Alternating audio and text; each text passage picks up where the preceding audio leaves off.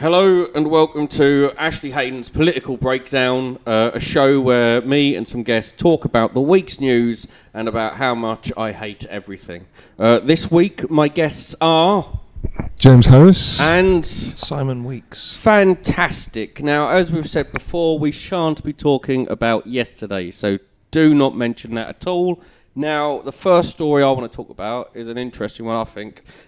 This is 11 wealthy US donors have been identified who have given more than 2.5 million to right-wing UK groups, think tanks and the likes over the past 5 years. Now, what's our thoughts with regards to foreign money coming into the think tanks that help push policy?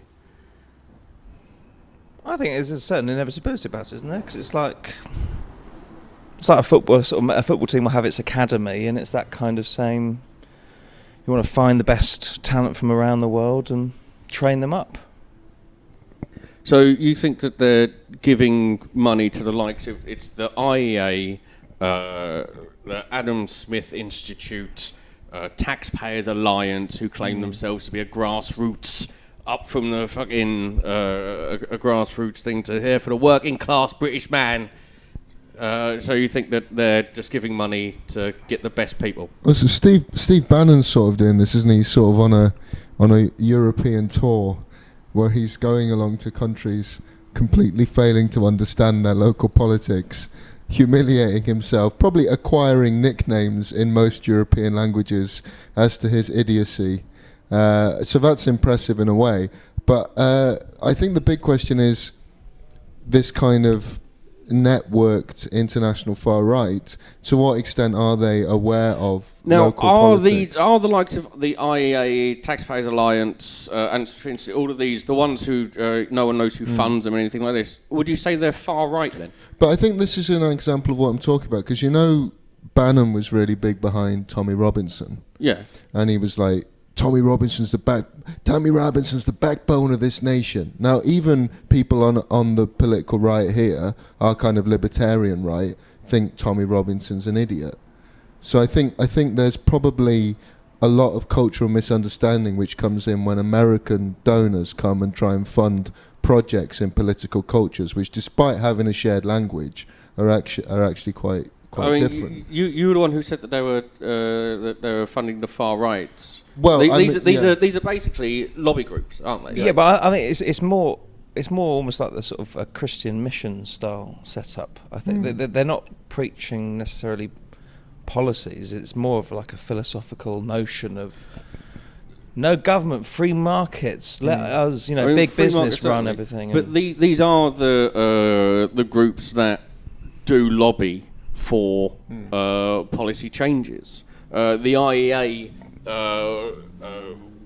They were given a few years ago, I think it was, I don't want to get the things wrong, £15,000 to lobby a new law that was a charity law to make sure that charities were unable to use their influence to push policy, because you couldn't use fax during an election time. So charities wouldn't be able to say, like, if you're a green charity, you wouldn't say, well, look at all the science that we have, climate change is actually bad. Can't do stuff like that. And they managed to get that through. And the minister who announced that was Matt Hancock, who also has individually received money from one of the heads of IEA. And, of course, the IEA also want to nationalise or want to privatise the NHS. They're big on that. And so this is where I'm going from. If you've got this money going into these lobby groups that claim themselves to be charities, I mean, one of them already, I think it was Legatum, who's one of the least known but most important for Brexit think tanks. It's like a few years ago it was known as like the Brexiteers' favourite think tank. They have been done by the Charity Commission for some of the stuff that they've had on their website, which was too much one side. Mm-hmm. There's no impartiality. I suppose the thing is, I mean, presumably these kind of donations are going more towards influencing the Conservative Party, because the Labour Party... They're the ones in power. Well, yeah, but the Labour Party aren't particularly interested in all of this kind of stuff, are they? And anyway, I mean, the Labour Party is for better or ill in a fairly kind of...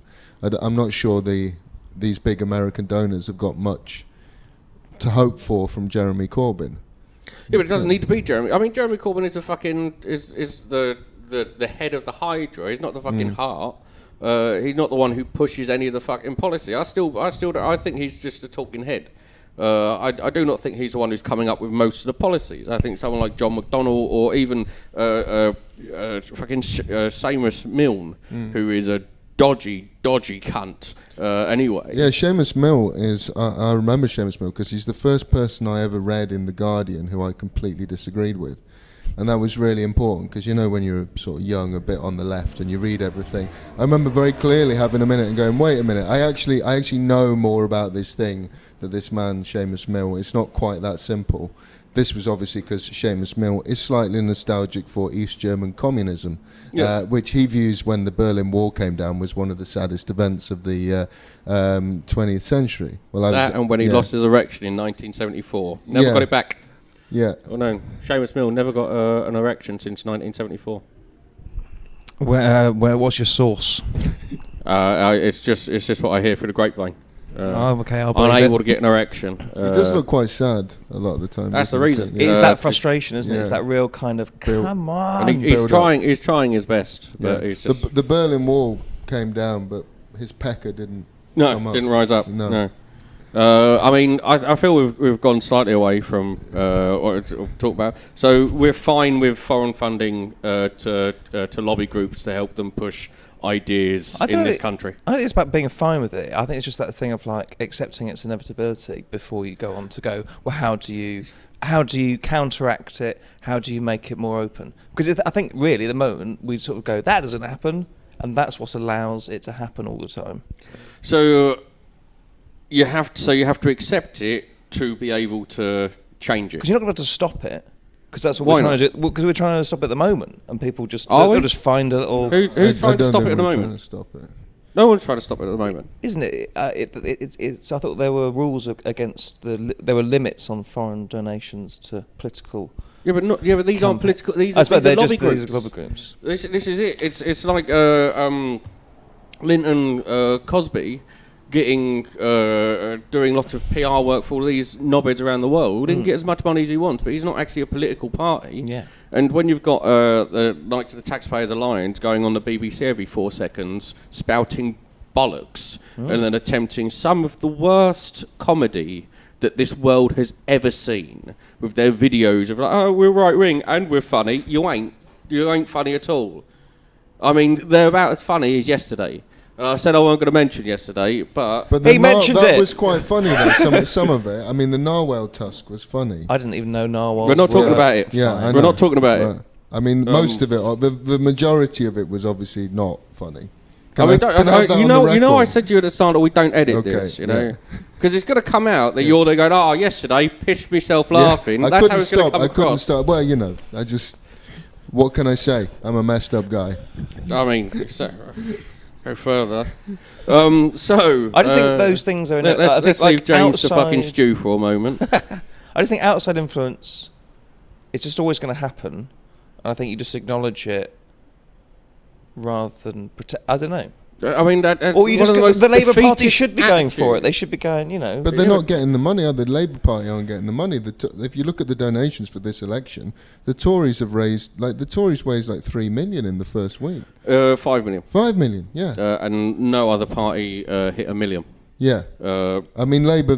I saw that Labour had made more in the second week, but there's still the overall donation is a long way behind. Of course, but I mean that's the Tory Party are going to have the people with money who don't want to pay tax. But Labour used to have them as well. Yeah. Like Alan Sugar. Yeah. Yeah. Well, yes. Yeah. And Richard Branson. Yeah. And we made an agreement with them to take their money, to tolerate them, and to tolerate them. Are you to pretend they were cool, Are you a Labour bloke? Not officially. No. No. We did say we then, didn't we? Well, that's very much their But thing, we isn't don't. it? You don't know We about the this people. about Simon, but that was actually Simon's job at the time, wasn't it? You were in charge. I of would looking go after, to Alan Sugar's house Yeah. and I'd be like, Yeah. come on. Come on. Did you do it in a vaguely Jewish, vaguely offensive way to try and encourage him? No. Hey, Alan, Alan. Famously, Jews and mockery don't necessarily go together. Oh, come on. I think that's something because they lack British irony. Yeah, I think. that's it. Isn't that it? That's it. Isn't that the reason? Saying that, fucking Jews that row with every other fucking religion can get fucked for this election. Whiny cunts.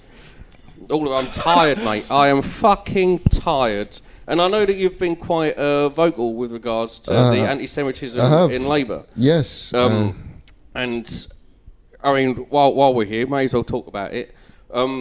There's a lot of. There was a new video that was came out this week about Corbyn saying that the BBC are not necessarily impartial when it comes to Israel and their right to exist.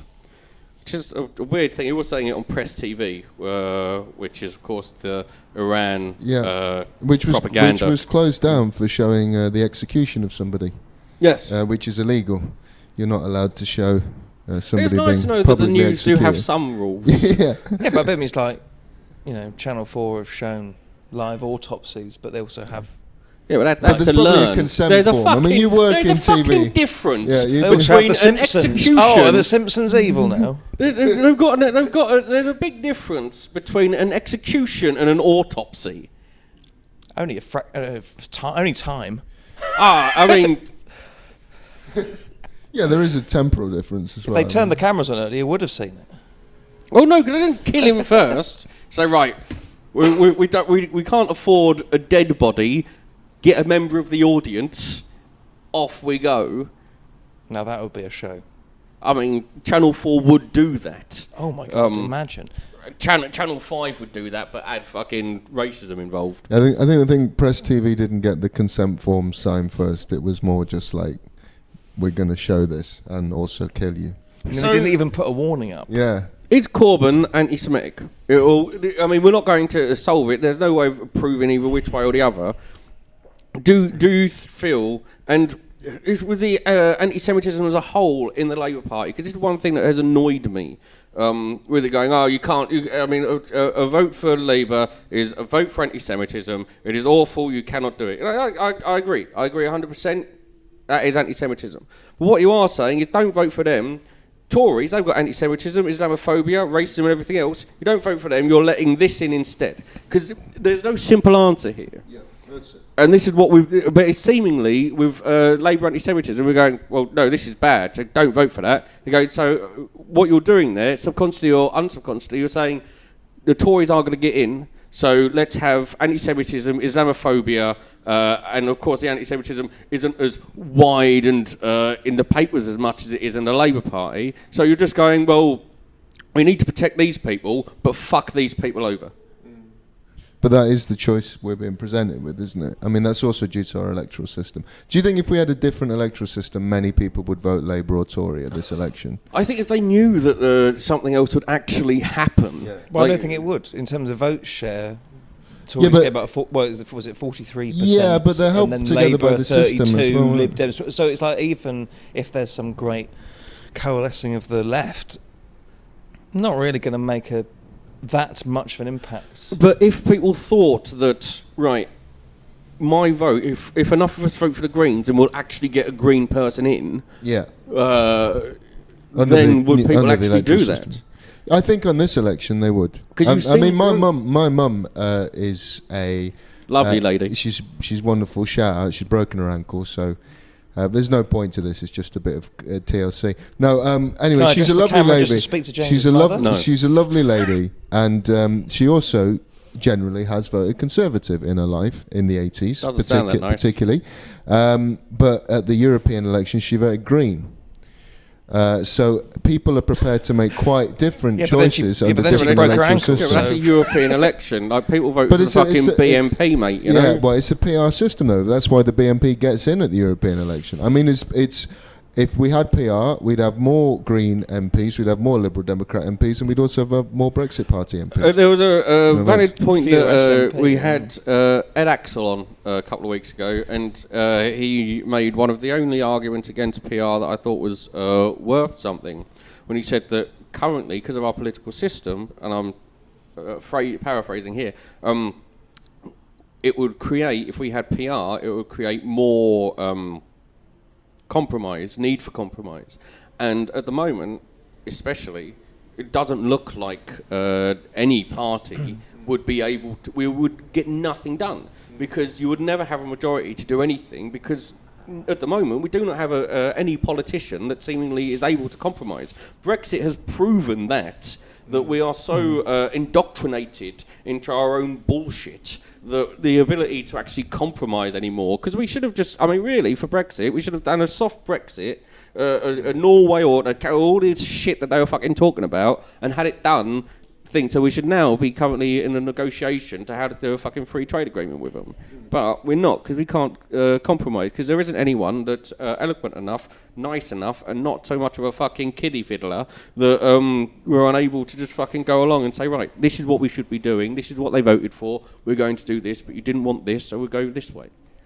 And then everyone agreed. I also think that, like, PR is a national political sort of decision, and I like, personally, constituency politics and local MPs chosen by their communities, which is something that you but you then also have you to also compromise get this with in order to get you, PR. you also just get these people who are just put in for like 40 years. Yeah. And they're in a safe seat with 20,000 majority. So even if you have like a massive rebellion, there are Tory MPs in this election who are going to keep their seats, who will have swings of 15,000 people losing confidence and voting against them, and they will still retain their seats because of the split on the vote between them. It's the same with Labour as well.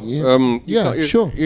I mean, like, Jacob Rees-Mogg famously was chucked into a safe seat when he came along with his nanny, going along canvassing. Wasn't that in Scotland though? No, his first one was in Scotland, where they knew he would lose, and that was just a bit of experience. And then they, after that, the second election he was in, they put him into a safe seat. You have to do that to get a seat, don't you? You have to do a couple where you just got absolutely no chance. Yeah. Where you're like the Tory candidate for Falkirk, and you just go around getting abused for it's like 2 how they months. play the youth players against Arteta, wherever it is. Yeah. I'm making another football analogy because it's fresh in my mind. But mind. what would your safe seat pick, your hopeless seat, if you had to fight a hopeless seat, representing your political views in a seat you had? Sorry, absolutely. Yeah, okay, sorry. Move forward slightly, because you keep on, you're getting very animated. Yeah. And although calm down. I mean, it would fly. I mean, if you fell over, maybe broke your neck or something, then we would get views. I'm asking a question. Yeah, but it'll be like, was that anti-Semitic? If you had to... When the Jewish man fell over and broke his neck, was that anti-Semitic? If a Jewish man falls over in a forest, flying elbow is that anti-Semitism? But what hopeless seat would you fight for your political beliefs if you had a choice? I think I'd want to go deep into like Shropshire. Yeah. That to me is that, I don't know why, but that to me is that just is. Do you guys know what the most Tory seat in the country, highest Tory seat? No, what is it? Windsor, and the highest Labour is Bootle in Liverpool. Yeah. I mean, fucking. If you were a Tory and you wanted a hopeless chance, go to Liverpool, mate. Yeah. You ain't getting in there at all. Ever. Well, we'll get you in the home counties, but first of all, you've got to go up to Liverpool and be abused by a lot of scouse-hards. It's like the thing in 300 where they lash the infant to a rock for a week. And if they survive the bears, then they get to sort of ascend. And that's what Rees-Mogg did, isn't it? He proved that he could be lashed. I reckon he spent a lot of time with bears. I'm not doubting that for a moment. Here we are. Hello. On the Tories, Tory manifesto this week. There's fuck all in it, though, isn't there? Oh, yeah. 50,000 nurses. Apart from not 50,000 nurses. Here they come, over the hill. Now, simply, used to know maths. Yeah? I don't think you understand. Do you reckon the majority of the country understands normal numbers? Yeah, not sure I do. understand that I do. I have great faith in our basic Good. maths. Now, how come the Tory manifesto, they said it's going to be 50,000 more nurses, which actually included 19 already nurses, where they were there going, please stay. That's about just giving the younger ones confidence. Yeah. It's another football. I mean, you keep on... But, you think you've been invited on a sports podcast or something? When the hell are we going to talk about Unai Emery? Yeah. We ain't. The answer to that, I couldn't give a fuck. Yeah, but you've got to fudge the numbers. The manifestos are not... I don't know. They're not what they used to be. They used to be a bit more realistic. Yes, exactly. But also they were much more focused in terms of like, these are the things we're going to do day one, day two. There was much more of a kind of like, this is the plan. Whereas now it's sort of aspirational. It's very much sort of mission statementy. Oh, and that's what frustrates me, particularly obviously about Labour's. But so is that brevity and having that confidence in the small number of things. And that, like, it's why the Tory, like, saying 50,000 nurses, yeah, it's absolutely bullshit if you know what you're talking. But if you don't know what you're talking about, all you see is 50,000 nurses. You go, that's easy to understand. They've been on TV to defend it, and they say, well, it's not 50,000, and they keep on saying it. Because who's watching? Like a tiny percentage. What more do you need from these fucking politicians for people to go, you know what? I think these people are lying to me. What more possibly can happen in this country where we actually start giving a fuck? What actually has to happen? Nothing will happen. So you think that nothing can happen in the future? We are here now. What's the point of it? Let's stop this then, because this is a fucking waste of fucking time, it turns out. Because it turns out no one gives a fuck. There's no point talking about it. We may as well go outside and run in front of a fucking street and go, hey, bus, hit me, and hope to God it's one of the times when 3 come along at once. Well, I think people are... Sorry, I'm interrupting you. No. I think don't be so polite. Just fucking talk. Listening to the New Statesman podcast, they were saying they've been out canvassing and they're surprised how well informed people are about this election. The interest in politics in the UK at the moment is relatively high. So I think there is. I think what the bigger problem is, there's a complete lack of reality to everything which is being promised. The big problem Labour have, promising all these amazing things, free broadband, 65 billion for the waspy pensions, which they don't know where they're going to get it from and isn't even in their manifesto. All this stuff, planting, how many trees have they wanted to plant? 2 billion? A billion. This is all wonderful stuff, but people by 2040. This is all wonderful stuff and may well be achievable, but people don't believe they can do it. That's the problem. They do not have people do not have confidence in their current leadership to deliver these things. Perhaps a different salesperson, and I think in relation to what Simon said, it's right. You're better to have 2 or 3 promises which are simple, seem feasible to people, and are deliverable, and have people you trust to do that. Hammer over and over and over. You can't have a fucking political party that's one of the 2 majors in the thing when you get their manifesto and it's just 3 pages going, this is our first idea, this is our second, and this is our third. 97, New Labour, it was a fucking credit card sized piece of card that went through people's doors. 10, absolutely. was it? Yeah, but that wasn't their manifesto. This is our But that's all people got. It was more likely that people would they're read not that. sending out the fucking manifestos. But Labour have literally written a book saying we're going to change everything in our society, plopped it down on the desk. They're like academics. It's like some kind of weird...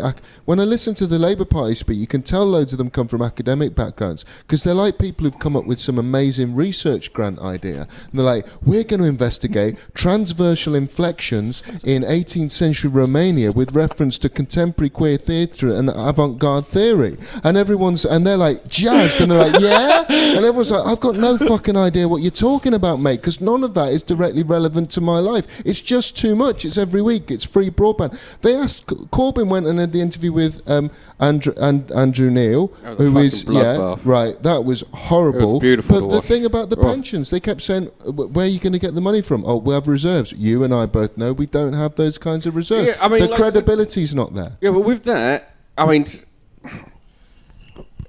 I am not a Labour supporter in any way, stretch or form. I would take Labour above Tories, though. In the same way, I would take fucking a leg off instead of a fucking head off. You know, I just want to be able to survive the next 5 years. But with the Andrew Neil stuff, yeah, they may not know the pension thing, but their ideas are moving forward. And without Corbyn there, everyone would really be liking the ideas. Corbyn is the problem. They'd be smashing it without Corbyn, I think this is what's slightly scary from someone who is, I don't know, Labour sympathetic, is the idea that the very fervent supporters are like sowing him to socialism. And this idea that he is the only chance, he is any sort of idea of public ownership or whatever, or living wage, and it's the idea that if you lose him, you lose the whole thing, or if you don't like him, well, that means I must not like socialism either. And socialism is a really fucking scary. Shit idea. People need to grow up. Fucking socialism, the same with capitalism. Christ, have a new idea, mate. Well, have a fucking new idea. What I mean is like sort of social democratic policies that include things like public ownership, Like the Nazis. Just that, but everything was very punctual. James would never have been late here. I wouldn't have been late. He also wouldn't have been wouldn't have been allowed in, the mate. Nazis. I mean, I actually have direct evidence in my family what exactly a Nazi government represents as well. We do have the research results on that experiment, and the favourability ratings are fairly low. Yeah, I'm not going to start defending the Nazis. I'll be honest with you. Well, I thought this was why the podcast is for very confused political identities.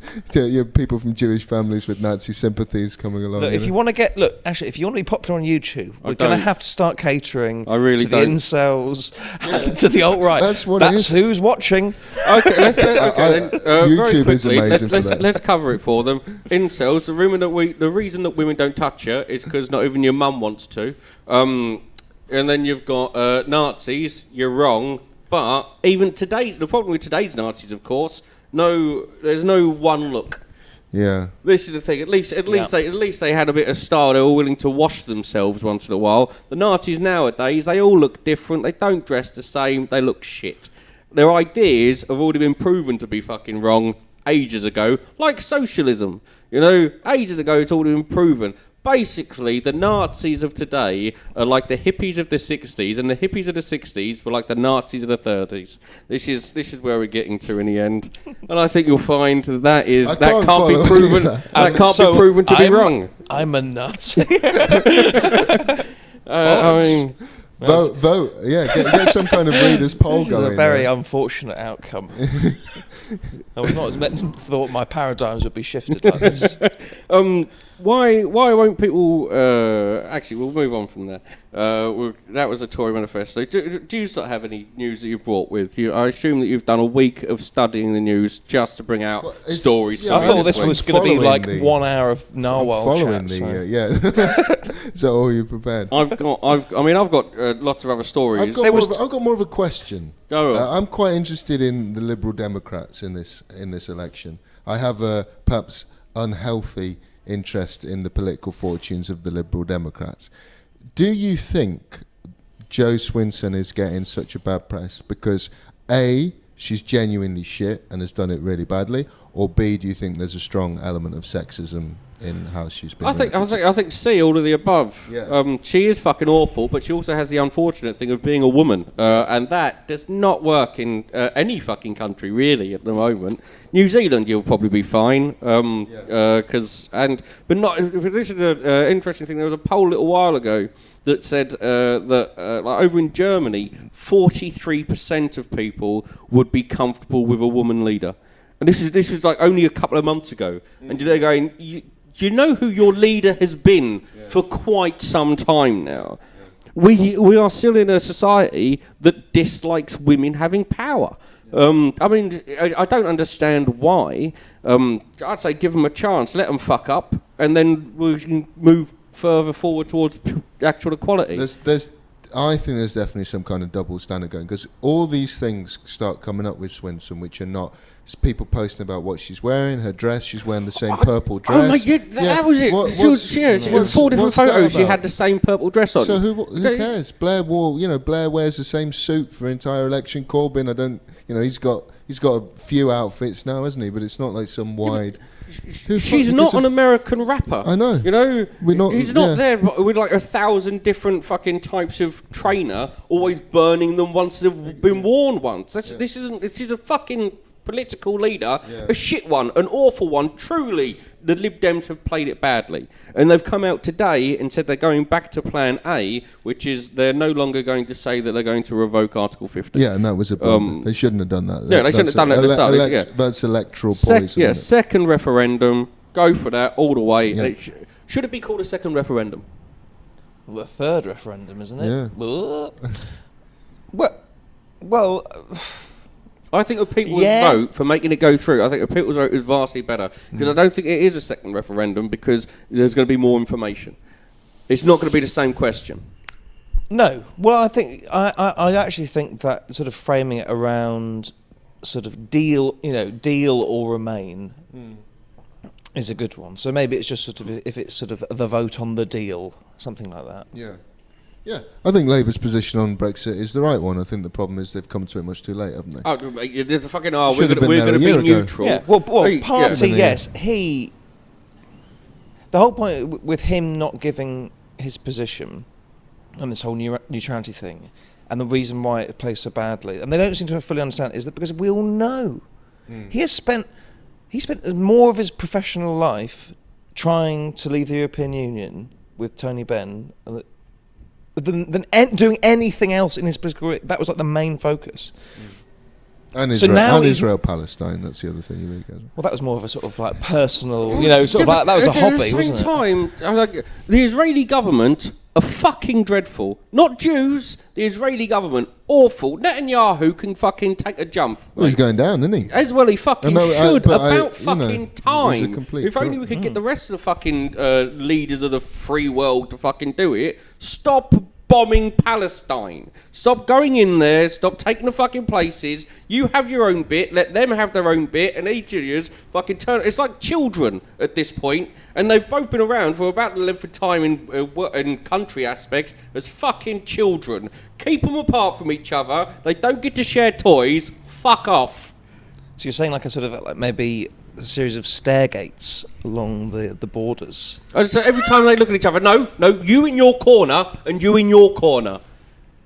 That's how I mean, you need someone like a fucking grown-up over there. Yeah. In a geopolitical sense, what does that look like? Because that sounds like it looks like filling Jordan with like missiles pointed at. That is not the best idea. I mean, I assume there's a number of countries that would be very happy with it. I mean, but it's not. That wouldn't be mine, unless it's actually the model Jordan. I mean, Israel does have nukes, doesn't it? She's bankrupt, so she's... Israel has nukes, but it's not official that it has nukes. And then there was a scientist in Israel, can't remember his name, who said, yes, we have nukes, I helped develop them, and they repaid him by putting him in jail for life.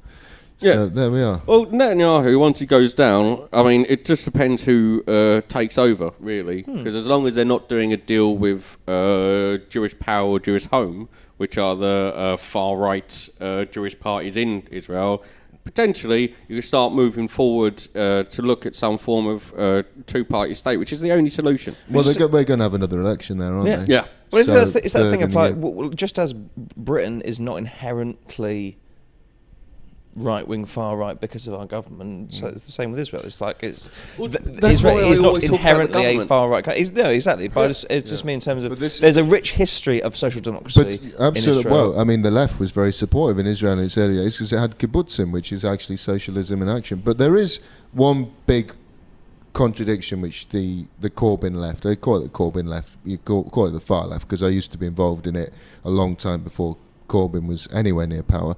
They say to British Jews, what do you think about Israel? And then in the next breath they say, how can you vote Tory? You've killed 100,000 people. Well, by that logic, you are equally responsible for those 100,000 people, because if British Jews are responsible for a foreign country's government, then you have to take responsibility for your own government. Yes. You know, or maybe none of us are responsible for governments. I think that there has to be some responsibility taken for, like with the Iraq War, I'd say maybe not the first vote, like the 1997 vote, maybe not that one, but the 2002, 2003 election, was it? 2005 was the one after the Iraq War. Yeah, was it? Yeah. So because he got in 97. And the Iraq War started in 2001. 2003. Was it 2003? Yeah, and then they had the election in 2005, but the Iraq War was still going on. Yeah, so the ones who voted for Labour in 2005, they have something to ask themselves about allowing that to continue. But, I mean, you could argue that the Tories would have done it anyway, and I think the opposition at that point was led by fucking Ian Duncan Smith, so arguably you've actually done the right thing. The dead that happened in Iraq was nothing compared to allowing Ian Duncan Smith anywhere near power. But that's kind of like, the Corbyn thing is kind of like if Ian Duncan Smith had never been removed, isn't it? Because, it is the members' choice, the guy we want, Ian Duncan Smith, bring back hanging, kick out the immigrants, etc., etc. Real hard right Tory stuff. Corbyn comes from a hard left background. The Tory party said we're never going to get elected with this bloke, and they had a quiet word. Well, there's nobody in the Labour Party to have a quiet word, and the membership were 100% behind him, and probably still are. But here's a question: do you think they'll still be if Labour go down to a big defeat, which is what's being predicted? I always think that you should have. The worst thing that Labour have done recently is £3 member. Because that's the only reason that Corbyn got in. So, all right, if you want to be a member, £3. No, keep a fucking a tenner, and everyone would have gone, nah, a bit too expensive for me.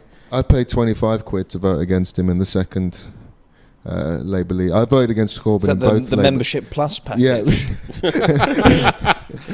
It really didn't feel like a plus package, I have to say.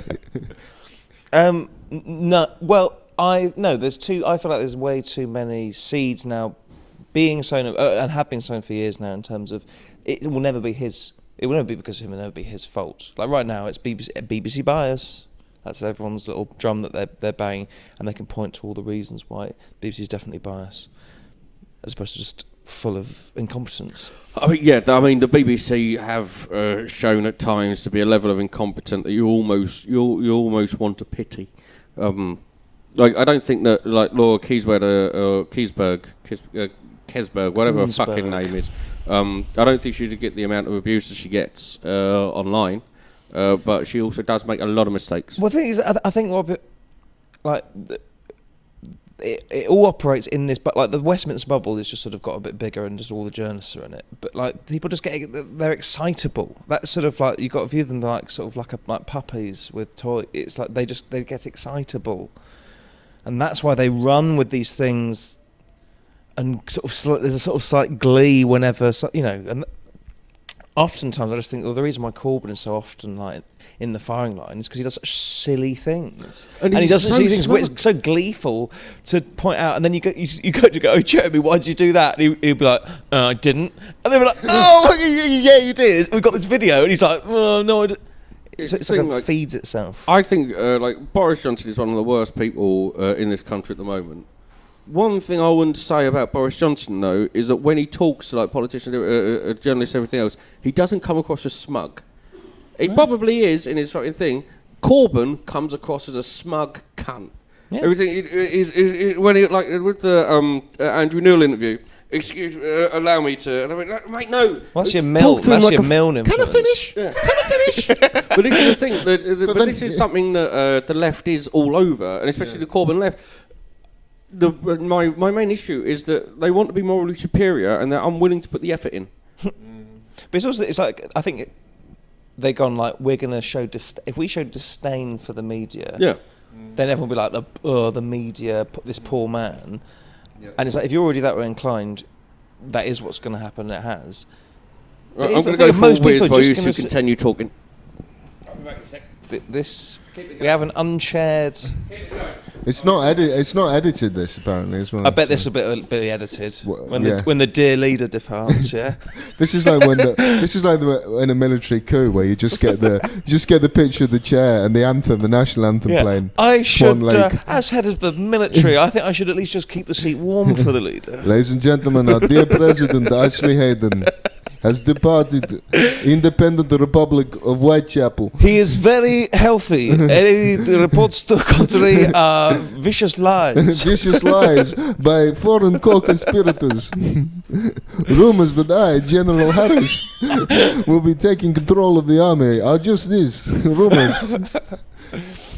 The rumors I will be taking charge are well-founded and accurate, though. Hail. Yeah. Have you decided how you're going to vote?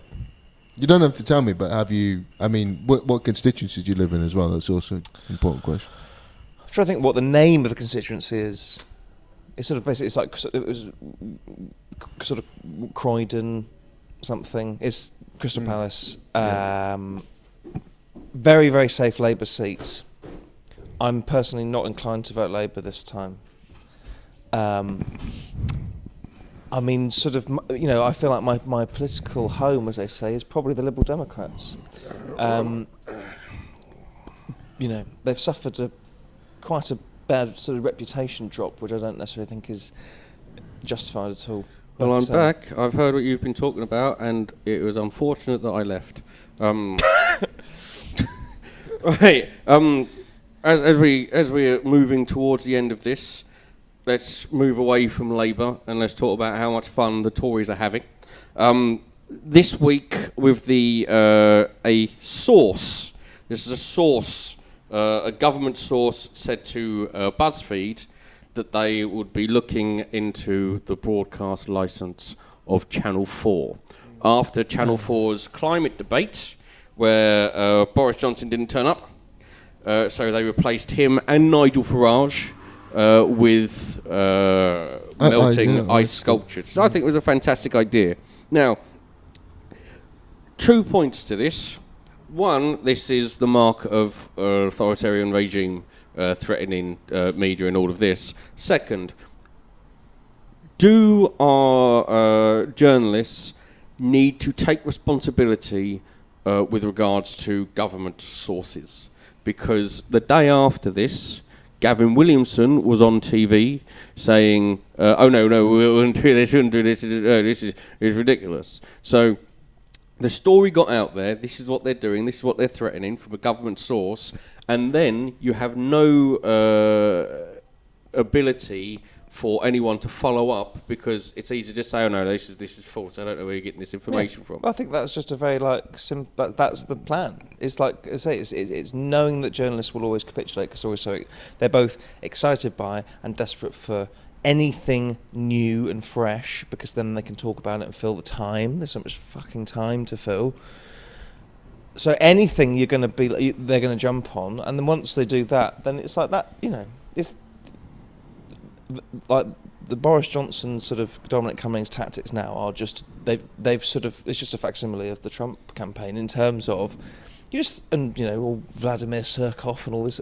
It's just throw as much shit out there, deny everything. In fact, interestingly, that's what Jordan used to do. That was Jordan's press. I'm talking about the model. Casey Price. That was her thing. If that she would sell a story to the paper, and then as soon as it came out, she would deny it, vehemently be like, this is lies, because that would just drive the traffic. More people talking about her. It doesn't matter what they're saying. It's like, Boris Johnson sent Stanley Johnson down to Channel 4 to join and offer himself up, because then everyone just goes, well, look at that, that's mad, isn't it? It's terrible. And everyone shares it around, and everyone's talking about it. They picked the ice block over Gove because it had a slightly warmer personality, right? I think you'll find that is what we call a joke in the industry. Someone Gove's just been like, why?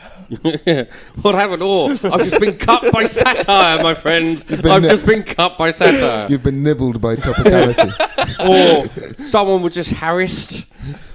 See if we can't get that going. Gove can take it. The interesting thing about Gove, when he did the, when he had the exclusive interview with Trump, Yes. Not only was Murdoch in the room, which he didn't tell anyone about, but also Murdoch was coaching Trump through the interview. So when Trump would get a figure wrong, Murdoch would be there going, "No, it's actually this." Yeah, right. Actually, Are you guys of the opinion, which my opinion, that Trump is looking increasingly fucked, in a sort of not just in terms of ability to do his job, but just how all this stuff is if he doesn't out. get impeached in the next, if he doesn't get impeached before the next election, we will just be seeing Supreme Leader Trump. No, but I don't think he'll make it, like, physically. Like, He just looks in a really bad way. They say he was, like, rushed to hospital a couple of weeks ago, and then they were like, oh, no, it was to go visit some soldiers or whatever. No, it was like because he... Mate, he's so massive. Well, supposedly, like, he was... And this is all fucking hearsay and everything else. Although he's never drank in his entire life, he was a big old fan of drugs. Adderall especially was, like, he does them in the same way you do a Tic Tac. You know, just pop, pop, pop, pop, pop, lovely. Or Smint. Which one would you eat more, Smint or Tic Tac? Well, I've not had either. The I haven't had any of the three in years. And I'm telling you, Tic Tacs are highly addictive. You know, the president's Tic Tac habit is out of control. So that was a West Wing episode. At least there would be something about him that was clean.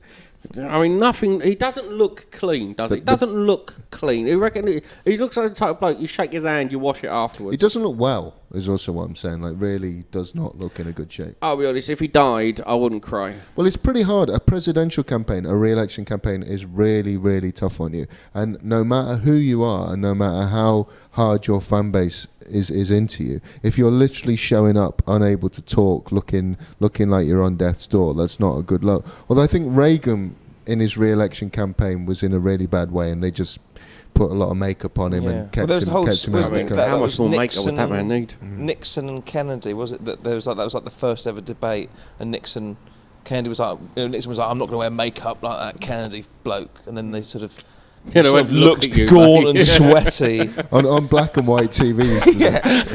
Kennedy was in colour. Nixon remained in black and white because of the makeup. Right, where are we? I did actually. I didn't bring a news story, but I did look at one before. Is the sort of Apple in Russia? Oh yes, I've got. That's one of the stories I've got here. Yes, Apple annexing Crimea. Yeah, but only for Russian speakers. Which I'm like, I think that's... Can you explain the story? Yes, do you want to? I mean, I'll try. Okay, you try it, and I'll tell you where you're wrong. Unai Emery.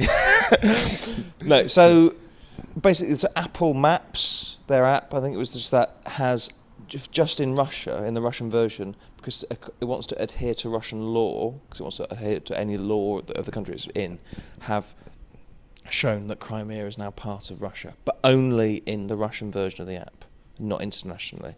And I do find it's slightly sort of, it's just the more that it shows that sort of the power of the conglomerate now, that it's awkwardness on the part of Apple that is bringing this quite major geopolitical story back into the news, and not the fact that Russia annexed Crimea.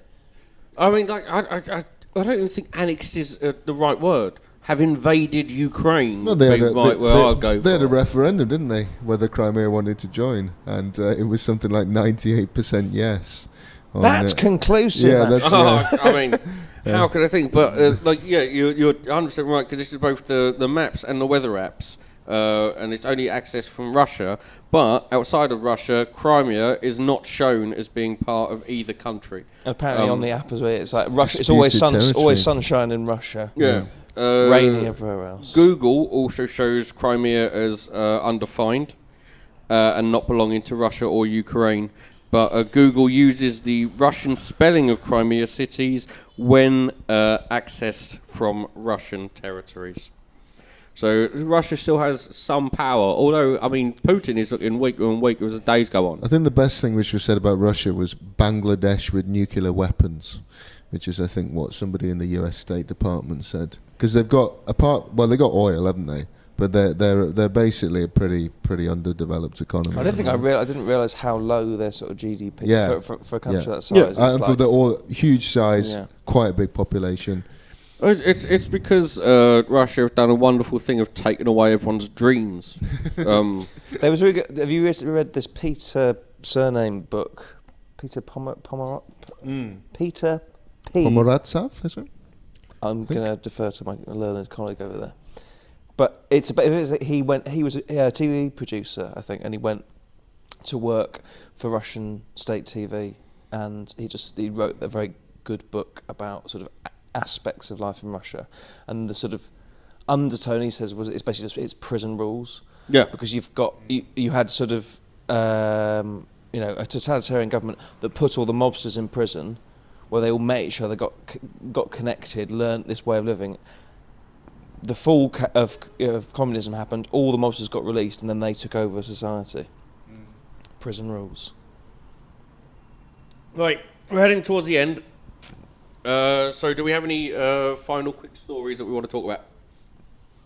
Because I'll go through all the stuff that we haven't missed. I'll do a rundown at the end. It really is the highlight of the show. Do we interject at all with? I mean, you can if you want to. I will ignore you. Well, the polls are getting a bit. What do you think about the? We're not ending on racism. The perception of opinion polling. That's something which is getting a lot. Like basically, a lot of people on I think all sides of the political divide have now come to this kind of all polls are fake angle. Have you ever been asked? Have you ever been? No, I've never. Have been. you ever been? My opinion about Who doesn't? I don't trust anyone who would stop. I think you sign up. Or you're sort of on a database and then they email you. And do you think it's like the TV thing over in America where they have the they say like how many people are watching? Oh, the worm.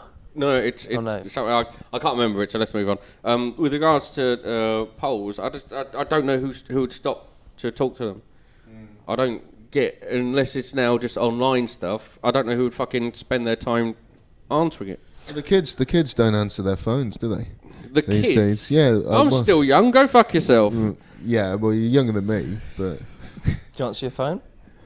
Depends if who's you see calling. a random, That's a no. If you see a random... That's a no.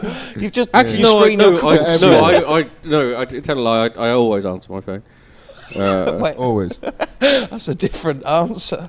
Yeah. Well, I want it's the same call, but I don't like to lie.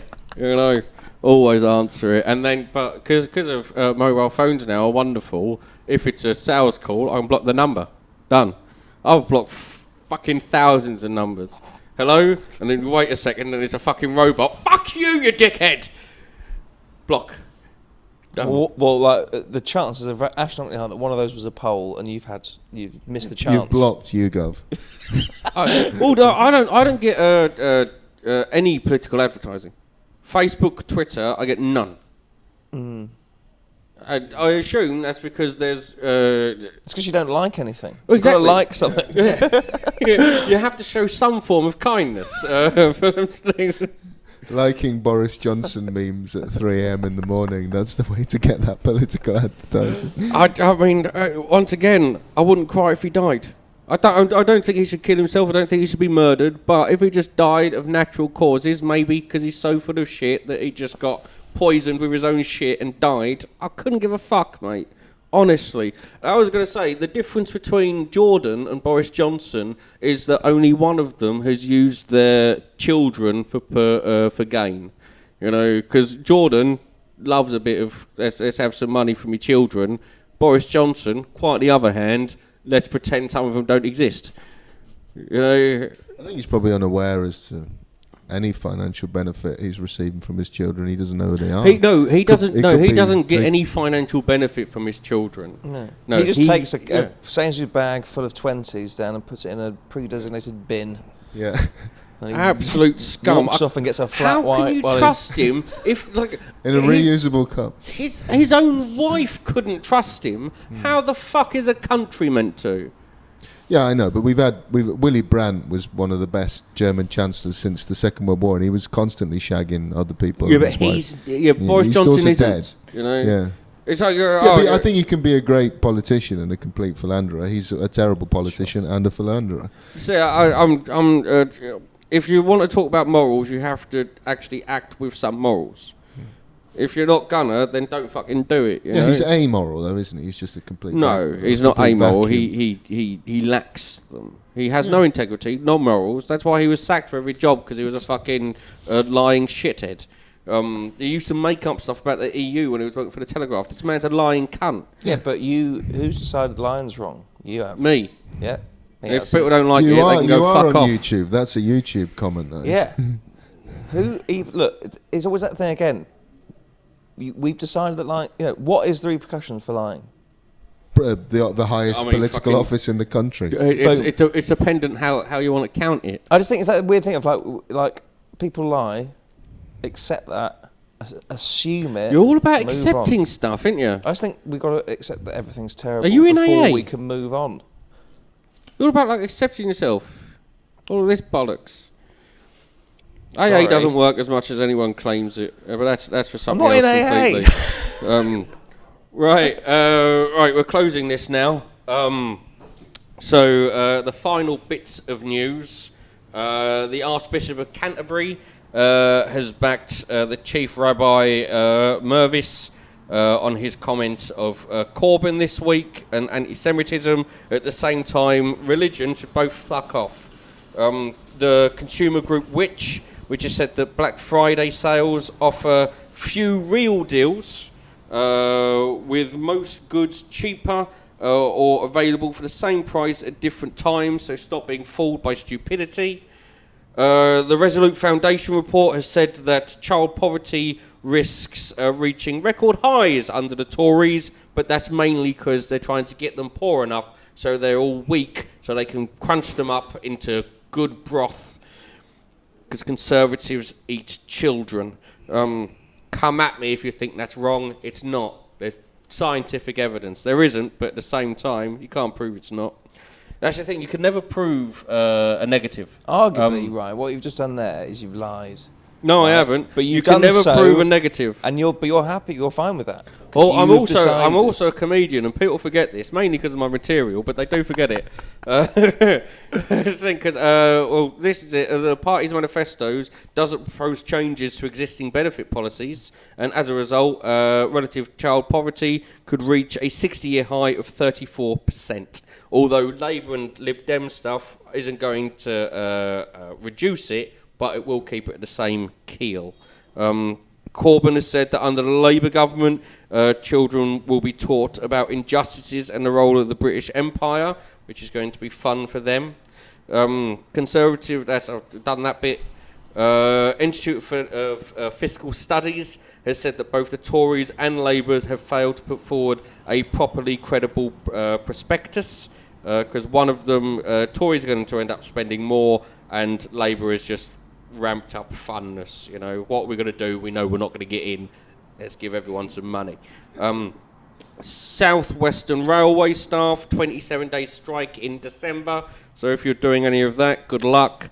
Over in Ohio, a bill to ban abortion introduced in the state legislature requires doctors to reimplant an ectopic pregnancy, which is something that actually doesn't exist in medical studies or medical science. So they want to create something brand new to basically shove children back into women. They're going to charge them with murder. Yeah, well, it's not murder, it's abortion murder.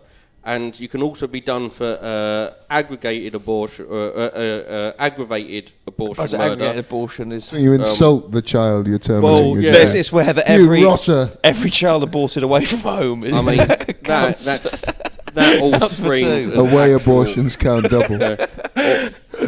Bring it back to the Stop with the football shit. In Scotland, regulations have come into raising the age of criminal responsibility. It was 8, now it's 12. UK, it's 10. Portugal, Lithuania, Luxembourg, 16. UN claim 12 should be the lowest. Labour activist in her 70s was attacked in Herefordshire. Number of unrepresented defendants in Crown Courts is rising sharply. It was in 2010 4.9%, now it's 7.7%. That's because the Tories do not give a fuck about justice, because legal aid have been cut. And that is all the stories. I want to thank my guests. They were here, and goodbye. There's quite a lot of good stuff at the end. I shouldn't have taken that so much time to write.